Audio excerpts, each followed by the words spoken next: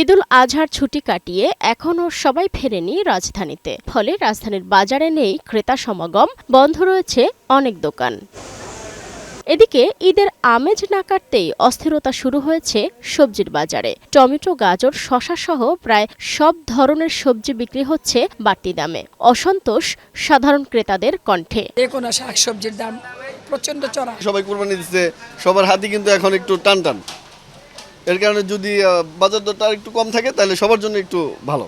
মাল একটু আমদানি একটু কম, দাম হইলো বেশি হইলো টমেটোটা, গাজরটা আর শসাটা সীমিত। পটল 40-50, আপনার ভেন্ডি 40-50, আপনার হইলো করলা 60-70।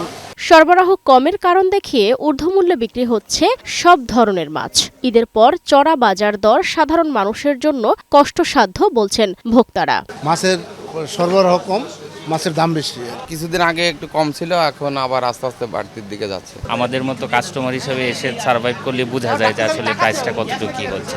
তবে ঈদের পরে কিছুটা স্বস্তি মিলছে মুদিপণ্যের বাজারে। ডাল, চিনি, রসুন সহ কমেছে বেশ কিছু পণ্যের দাম। মোটা ডালের দাম প্রায় 4 টাকা 5 টাকা কমছে, চিকন ডালের দাম 2-3 টাকা কমছে, কোলা চালের দাম কমছে আগে থেকে 10 টাকা 15 টাকা কমছে কেজিতে, চিনির দাম কমতেছে, রসুন অনেকটাই কমছে।